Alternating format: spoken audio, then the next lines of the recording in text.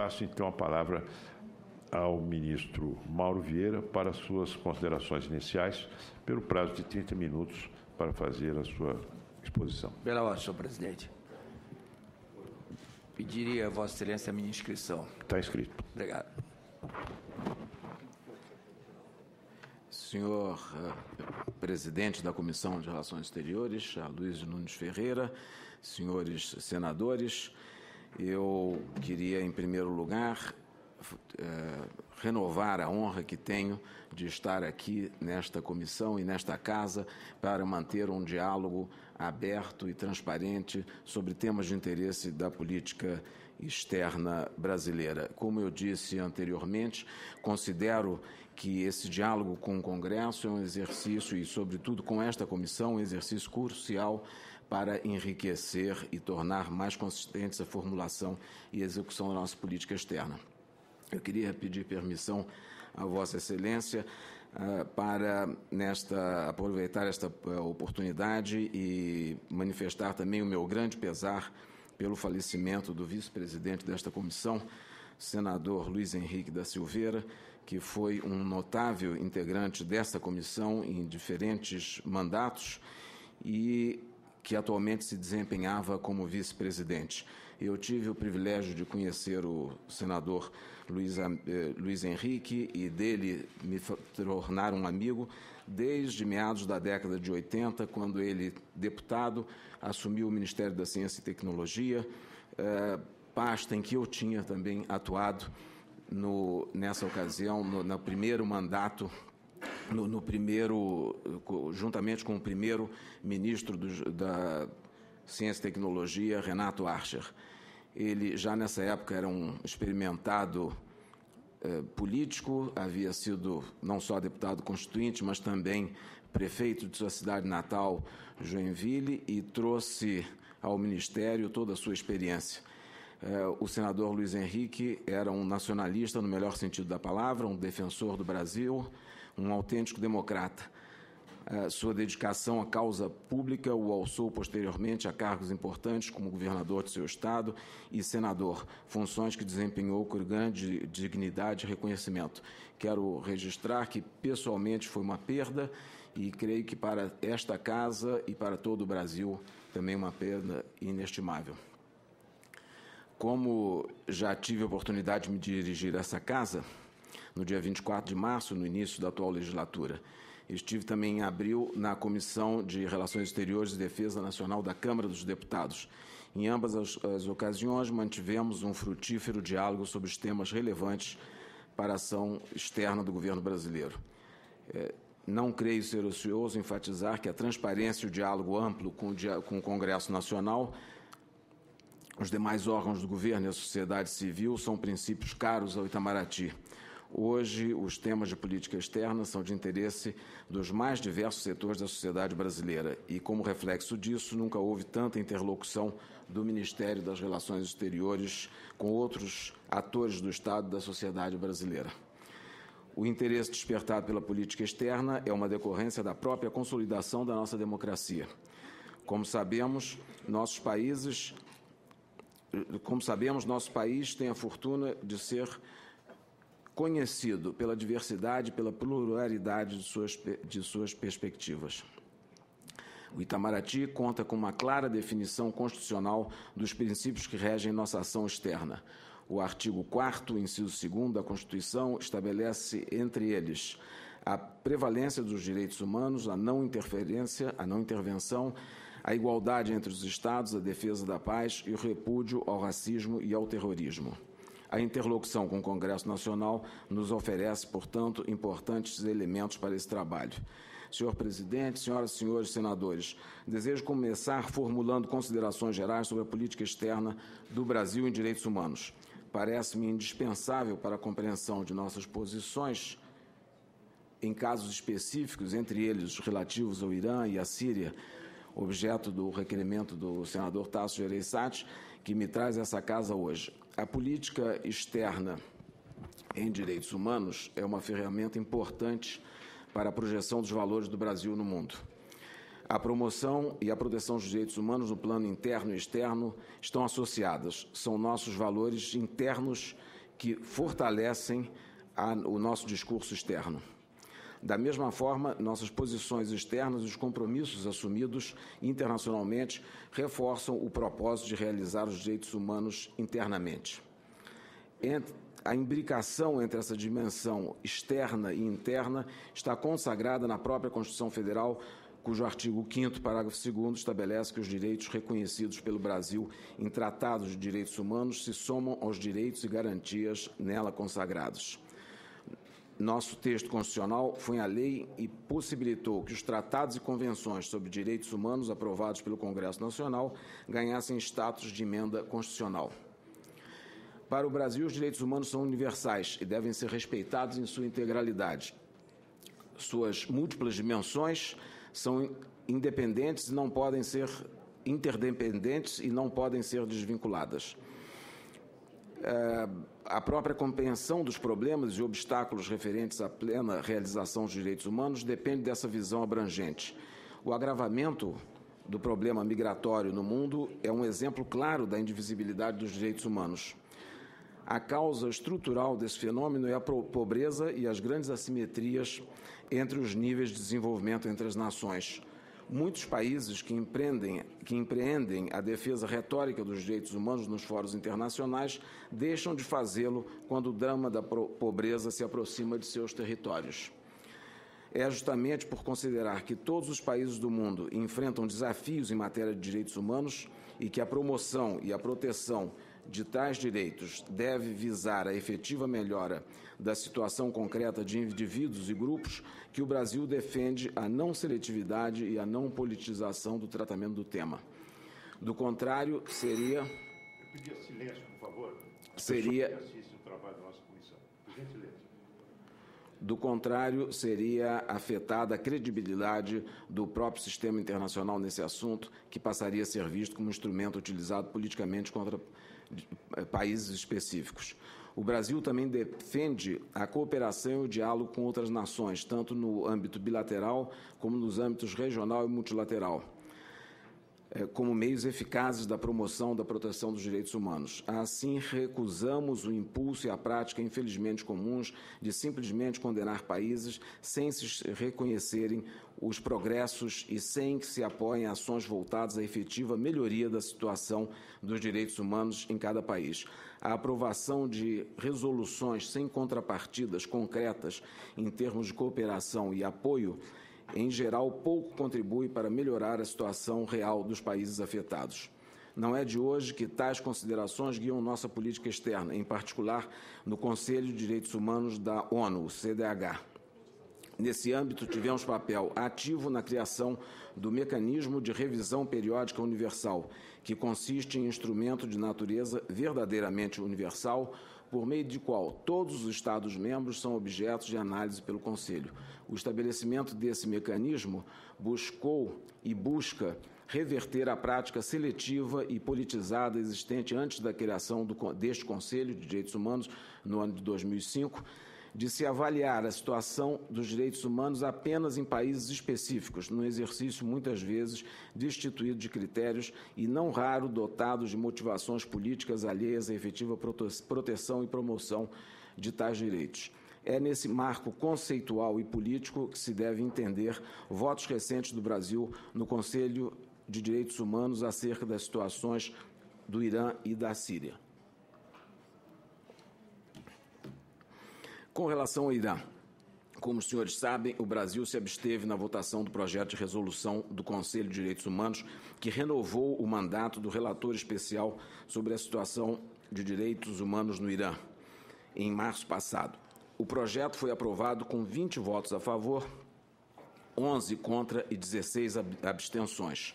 Como se nota, os Estados-membros estavam divididos e o número de votos contrários e de abstenções foi superior aos votos favoráveis. Cabe aqui uma precisão inicial, que é muito relevante do ponto de vista político e substantivo. Ao contrário do que foi noticiado, o Brasil não se absteve de votar, e sim absteve-se na votação do projeto de resolução do Conselho. A abstenção não é uma ausência de posição. Ao contrário, é uma posição formalmente reconhecida como tal entre as 3 alternativas possíveis. Como as demais, traduz uma avaliação não só do conteúdo, mas também da oportunidade e conveniência de uma resolução e das medidas práticas que a estabelece. Ao abster-se, normalmente, um país está indicando que, embora possa compartilhar as preocupações e objetivos refletidos na resolução, tem visões distintas quanto aos meios de alcançar tais objetivos ou quanto à conveniência em um dado momento ou contexto político. Este é o caso da abstenção brasileira na votação da mais recente resolução no Conselho de Direitos Humanos sobre o Irã. O Brasil apoiou resoluções sobre o mesmo tema por 4 anos consecutivos, de 2011 a 2014, o que demonstra não termos qualquer dificuldade de expressar clara e publicamente a preocupação com as violações de direitos humanos no Irã. Também em 2015, ao abster-se na votação da resolução, o Brasil manifestou sua firme convicção de que o Irã deve fazer progressos importantes na situação de direitos humanos. Em sua intervenção, a delegação brasileira conclamou o Irã a aprofundar o seu envolvimento com o sistema de direitos humanos de forma a promover a efetiva melhora da situação dos direitos humanos no país. Manifestou igualmente que acompanhará de forma atenta a evolução da situação dos direitos humanos no Irã, particularmente os direitos humanos das mulheres. A aplicação da pena de morte, a situação da liberdade de associação e de expressão, como de imprensa, e os direitos de minorias religiosas, inclusive daquelas não reconhecidas pelo governo local, como os barrais.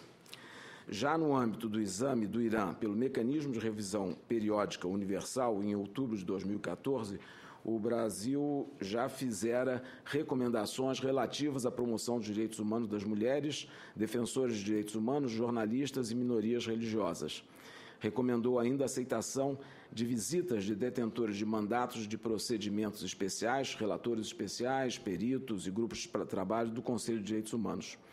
No âmbito multilateral, o Brasil tem sido claro e ativo na promoção dos direitos humanos no Irã e em qualquer outro país.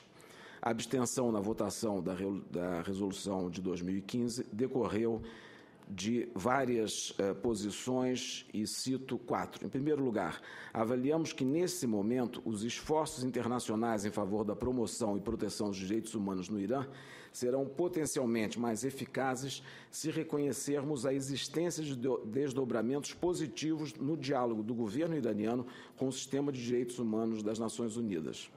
Entre eles, destaco a aceitação por Teherã da maior parte das recomendações feitas no âmbito do Mecanismo de Revisão Periódica Universal e os convites para que o Alto Comissário das Nações Unidas para os Direitos Humanos e relatores especiais da CDH visitem o país.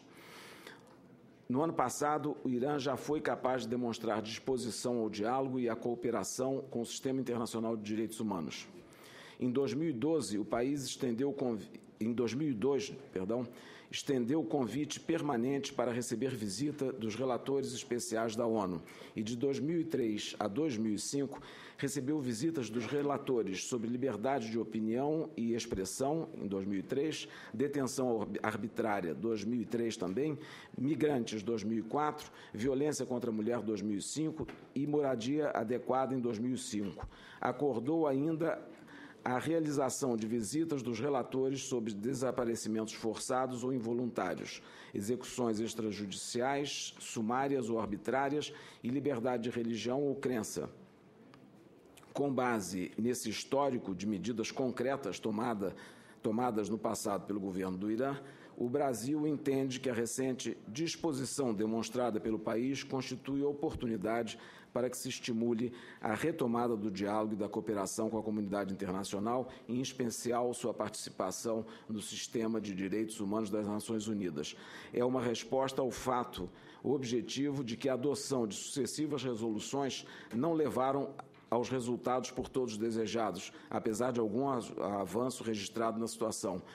É o esforço muito prático de buscar uma via mais produtiva e promissora para alcançar o objetivo comum de promover os direitos humanos no Irã. A segunda razão de nossa abstenção deriva da primeira. Como na negociação não foi possível incorporar ao projeto de resolução o reconhecimento daqueles desdobramentos positivos recentes que acabo de mencionar, julgamos que a resolução arriscava, e cremos que ainda arrisca, fechar uma importante janela de oportunidade para novos avanços no diálogo e na cooperação do Irã com o sistema de direitos humanos das Nações Unidas. Assim, de acordo com a prática estabelecida nos fóruns internacionais que mencionei antes, manifestamos nossa discordância mediante a abstenção. A terceira consideração na determinação de nos abstermos refere-se à evolução no tempo do quadro de votação dos projetos de resolução sobre o Irã no Conselho de Direitos Humanos. De 2011, e são números muito interessantes de serem registrados, de 2011 a 2015, aumentou não só o número de abstenções, de 13 para 16, mas também o de votos contrários, de 7 para 11, perfazendo um total de 27 votos, e diminuiu o número de apoios a favor, que passaram de 22 votos para 20 votos.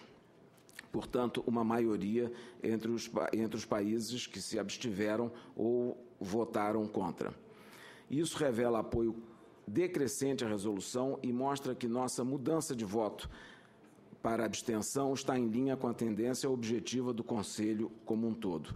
A quarta razão e última observação diz respeito à própria criação de relatorias para países específicos. Com a criação do mecanismo de revisão universal, que prevê a avaliação dos direitos humanos em todos os países, absolutamente todos os países membros do sistema das Nações Unidas, é chegada a hora de refletirmos sobre como conciliar as ideias de universalidade e igualdade entre os Estados com a existência de relatorias sobre países específicos. Como assinalei, muito frequentemente, a criação de relatorias pode ocultar propósitos políticos, a politização dos elementos que criam desequilíbrios no sistema internacional de direitos humanos. A prática de se aprovarem resoluções sobre a situação em alguns países, mas não sobre outros problemas igualmente, é até mais preocupantes e graves em outros países e regiões e acaba por afetar a credibilidade do sistema como um todo. O sistema de relatorias especiais e de resoluções específicas ainda é uma herança do sistema anterior, que o Conselho de Direitos Humanos tem o desafio de aperfeiçoar.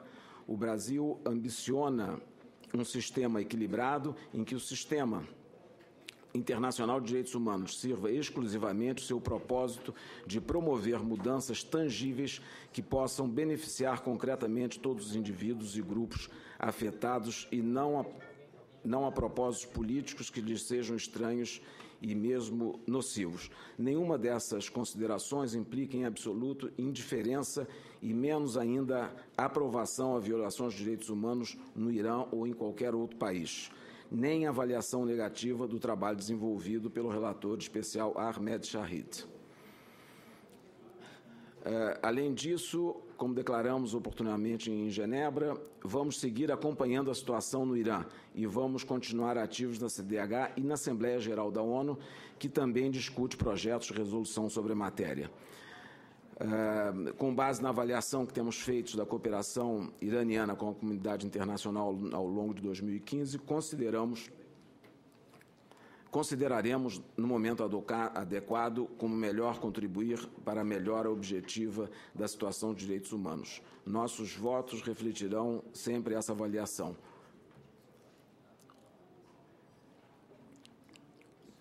Com relação à Síria, gostaria de registrar que o conflito interno neste país, iniciado em 2011, tem ocasionado uma das maiores crises humanitárias da humanidade.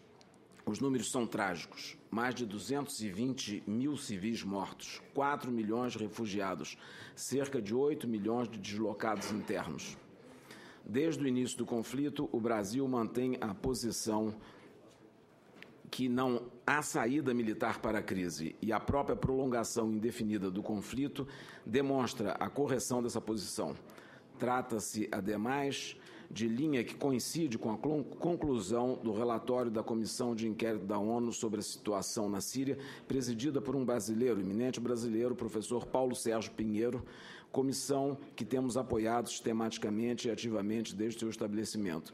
Gostaria apenas de registrar que o professor Paulo Sérgio Pinheiro tem respeitada trajetória internacional no campo da promoção e proteção dos direitos humanos e é reconhecido por sua experiência e pela excelência de seu trabalho.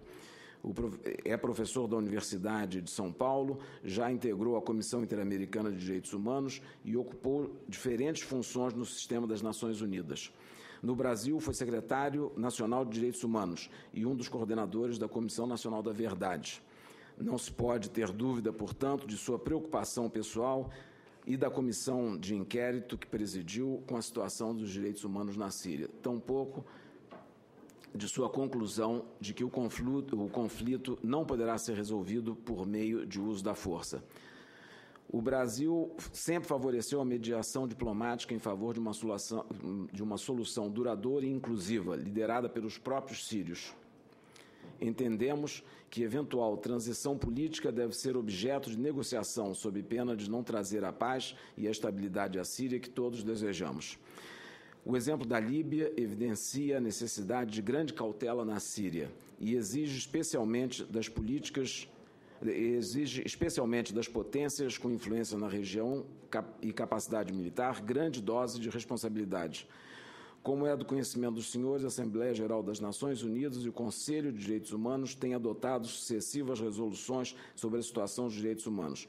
Em ambos os fóruns, o Brasil vinha até o ano passado votando sempre a favor de tais resoluções, mas também expressava preocupações cada vez maiores quanto ao fato de que os textos enfatizavam a condenação apenas de uma das partes do conflito. O governo, quando sabemos todos, e o atesta a Comissão de Inquérito da ONU, que todos os lados do conflito cometeram e cometem graves violações dos direitos humanos. Em 2015, o projeto de resolução agravou o problema, pois incorporou acusações contra o governo sírio que não são corroboradas pela Comissão de Inquérito presidida pelo professor Paulo Sérgio Pinheiro.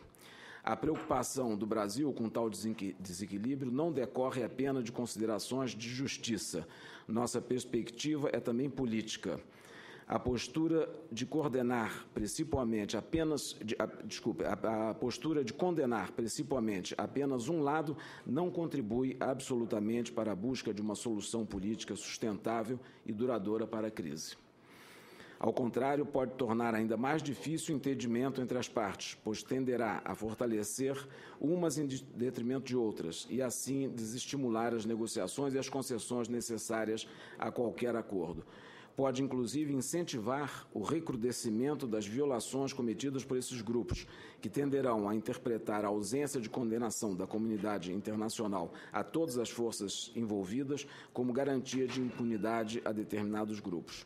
Nossa posição ao evidente desequilíbrio das resoluções deriva também do firme e tradicional apego do Brasil ao imperativo de que todas as partes envolvidas devem respeitar as normas dos direitos humanos e do direito internacional humanitário, além de se abster de prejudicar o acesso dos serviços de assistência humanitária às vítimas.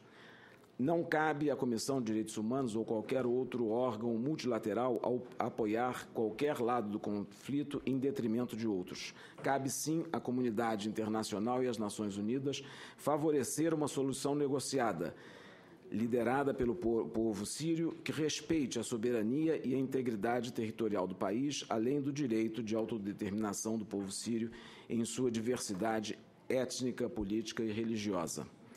Além do desequilíbrio, o projeto de resolução apresentado na última sessão da CDH, em cuja votação nos abstivemos, apresentava outro problema grave à luz da posição brasileira.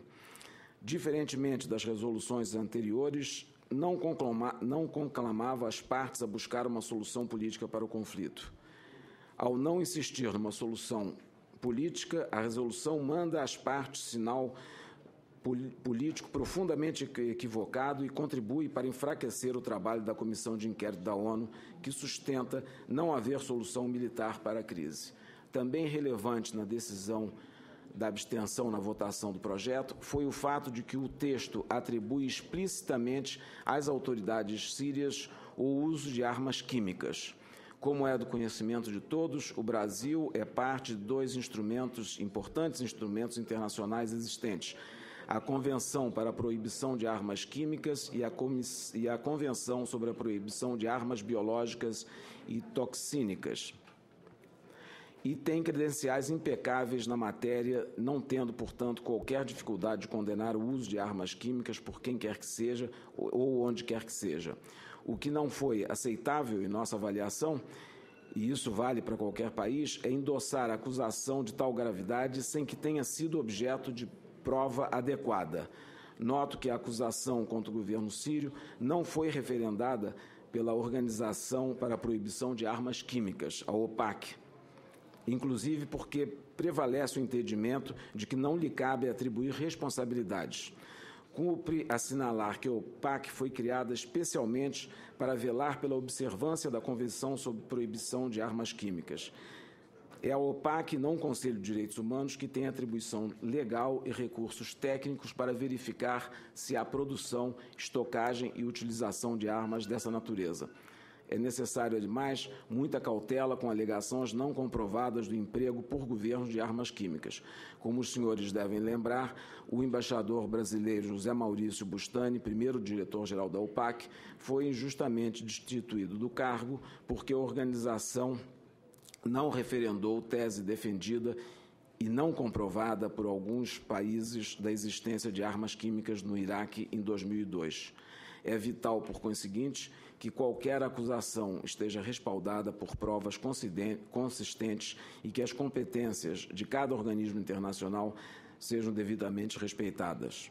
Como no caso do Irã, a abstenção brasileira está ainda em linha com a evolução do quadro de votação na CDH. Desde 2012, quando por primeira vez se adotou uma resolução, quadruplicou o número de abstenções. De 3 passaram a 12.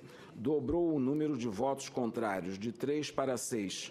Diminuiu muito o número de votos a favor, de 41 para 29. Tais números indicam claramente a queda no apoio à resolução por parte do conjunto de membros do Conselho. Durante as negociações da resolução, o Brasil buscou sanar as deficiências do texto, não tendo sido possível contorná-los não tendo sido possível torná-lo mais conforme aos valores e à visão política que entendemos devem presidir o tratamento do tema nos fóruns multilaterais, o Brasil decidiu abster-se da votação da resolução. Como os senhores podem ver, foi decisão bem fundada em sólidas considerações políticas e conceituais, em linha com a tradição diplomática do Brasil. Quero chamar a atenção também para a dinâmica negociadora das resoluções em questão. Não é incomum nas Nações Unidas que grupos específicos de países trabalhem em projetos de resolução a portas fechadas e os apresentem como um pacote fechado. A falta de negociação real sobre o texto gera dificuldades sérias, pois conflita com a própria essência do sistema multilateral e revela a intenção de impor um modelo de solução pré-definido por países com interesses específicos no assunto. Aqui ocorre a mesma coisa, ministro. O pacote fechado dificulta discussões específicas sobre temas relevantes. Acontece a mesma coisa. A abstenção não significa em absoluto que deixamos de reconhecer a responsabilidade primária das autoridades sírias pela proteção dos direitos humanos da população. Tampouco diminuiu ou matiza o vigor de nossa condenação pública e repetida às violações cometidas pelas forças governamentais no conflito. Permitam-me um derradeiro comentário. Devemos sempre ressaltar que não haverá solução militar para o conflito interno na Síria. Intervenções militares externas, muitas vezes sob pretexto de defender os direitos humanos, têm tido resultados não raros desastrosos, como de resto demonstra Ministro, posso só esclarecer algo? A resolução do Conselho de Direitos Humanos da ONU propõe intervenção militar? Não. Então não é isso que se trata o voto? Não, o voto não se refere a isso. Você terá condição depois de fazer... pois não. no curso da exposição. Pois não.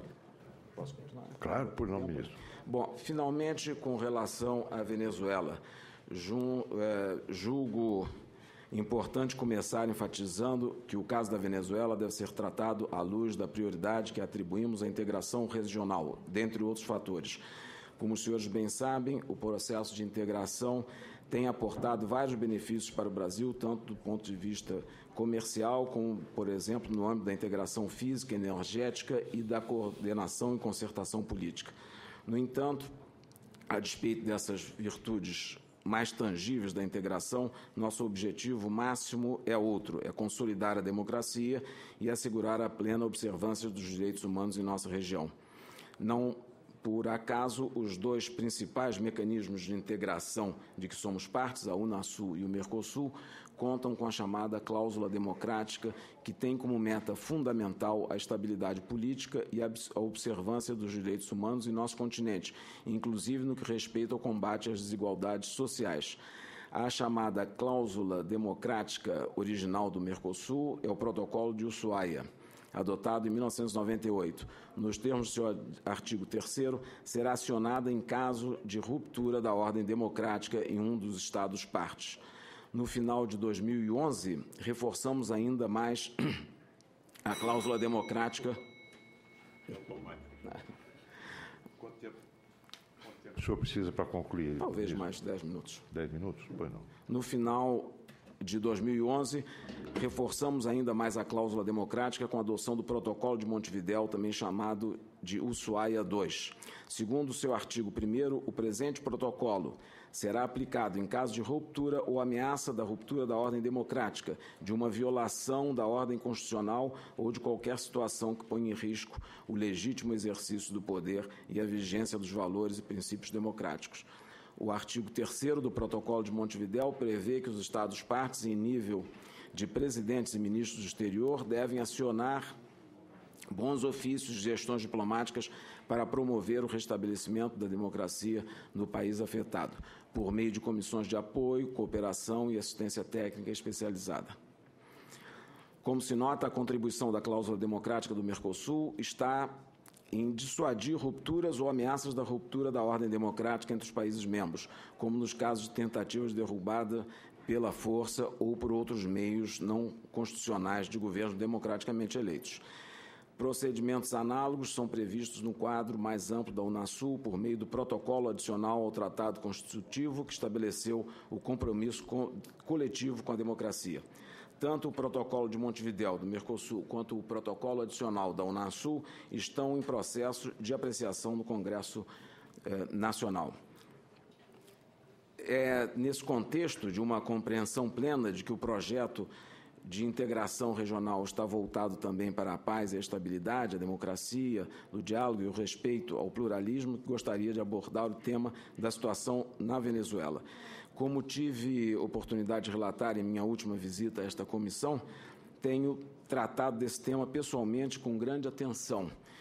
Em 9 de fevereiro, atendi imediatamente ao convite da presidência pro tempore da Unasul, ora exercida pelo governo do Uruguai, para uma reunião em Montevidéu da Comissão Reduzida de Chanceleres, ao lado do secretário-geral da Unasul, ex-presidente da Colômbia, Ernesto Samper, e dos chanceleres da Colômbia e do Equador e da Venezuela. Na ocasião, aprovamos de forma concertada medidas destinadas a estimular o mais amplo diálogo político com todas as forças democráticas venezuelanas, com pleno respeito à ordem institucional, aos direitos humanos e ao Estado de Direito. Durante a visita de 6 de março, que também já tive ocasião de me referir aqui nesta comissão, mantive reuniões com o presidente venezuelano, com a presidenta do Conselho Nacional Eleitoral, CNE, que é o órgão encarregado constitucionalmente de organizar as eleições, com a presidenta da Suprema Corte da Venezuela, com a Procuradora-Geral da República e com representante de 7 partidos da oposição que compõem a chamada MUD, Mesa da Unidade Democrática, entre os quais o governador do estado de Miranda, Henrique Capriles. O diálogo da Comissão de Chanceleres se deu com todos os atores envolvidos do governo e da oposição. Nossa A atuação tem como objetivo principal facilitar o diálogo e o entendimento entre as partes e evitar o acirramento de conflitos.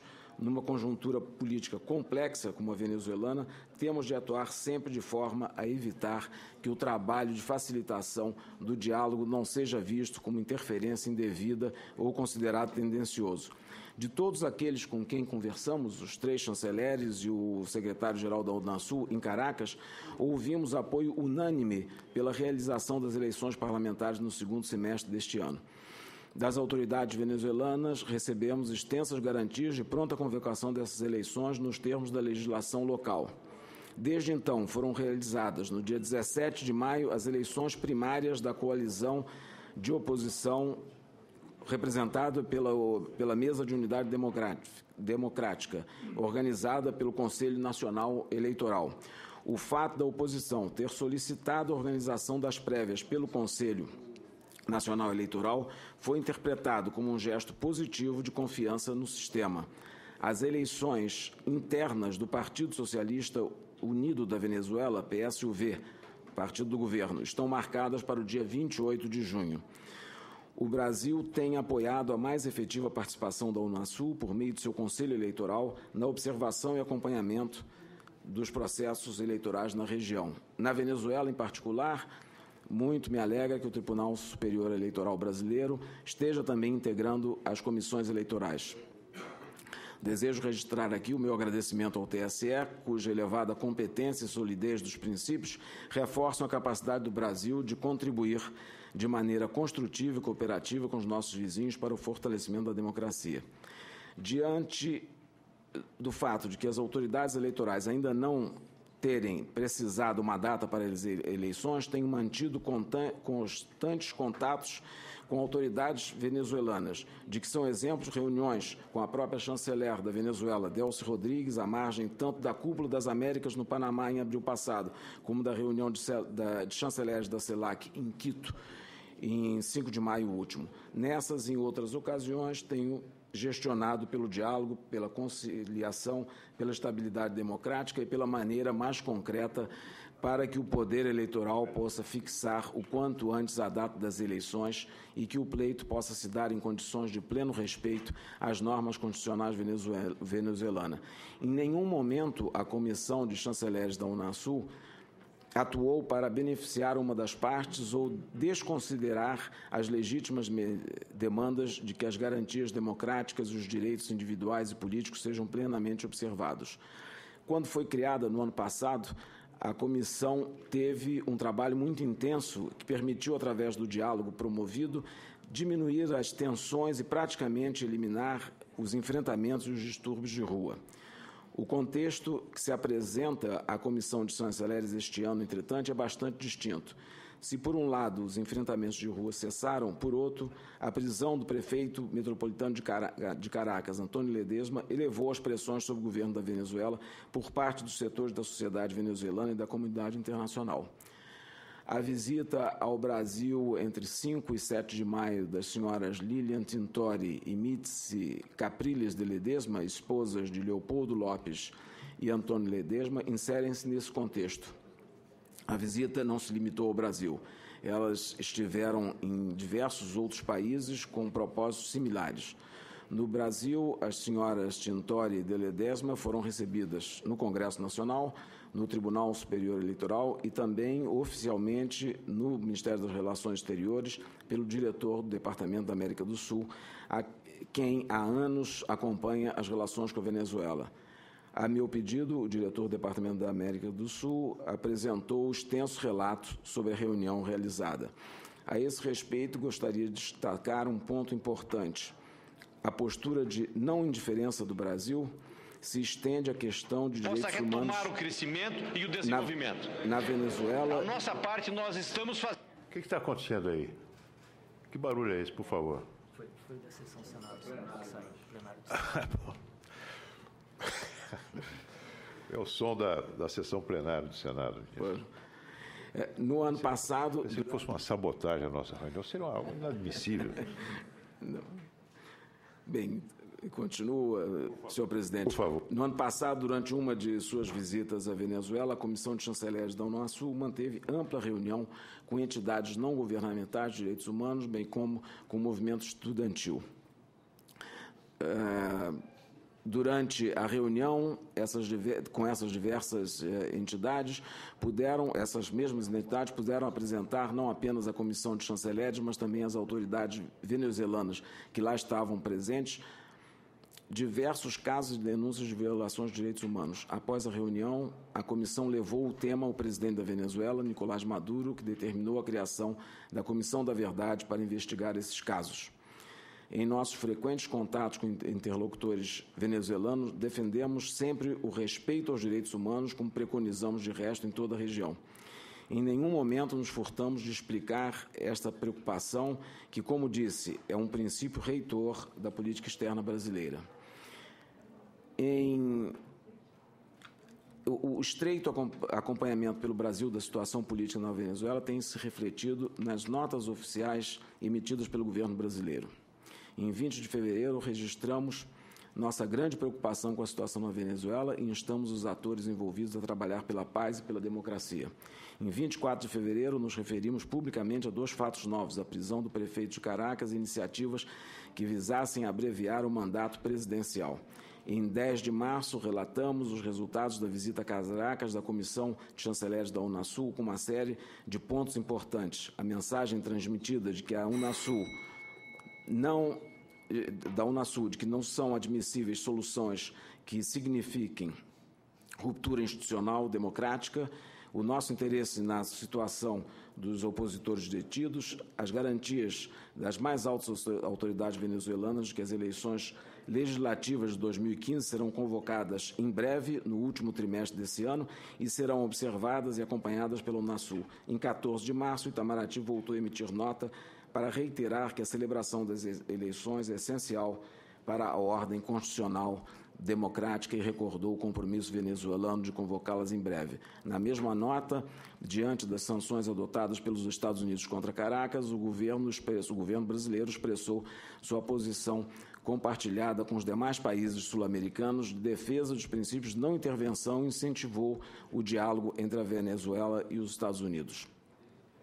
O contexto político na Venezuela e os desafios que se apresentam à consecução do diálogo político mudaram bastante no prazo de um ano. O formato e o eixo da atuação da Unasul e da Comissão de Chanceleres precisa, dessa forma, se adaptar ao novo cenário.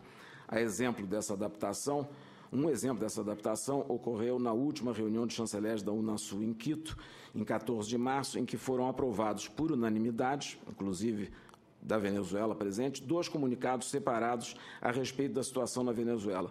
Um que rejeitou o decreto executivo dos Estados Unidos, que declarava a Venezuela como uma ameaça à segurança nacional norte-americana, e outro sobre a continuação do diálogo político na Venezuela. O segundo comunicado renovou o mandato da Comissão de Chanceleres da Unasul, a pedido do próprio governo venezuelano, para seguir acompanhando o mais amplo diálogo.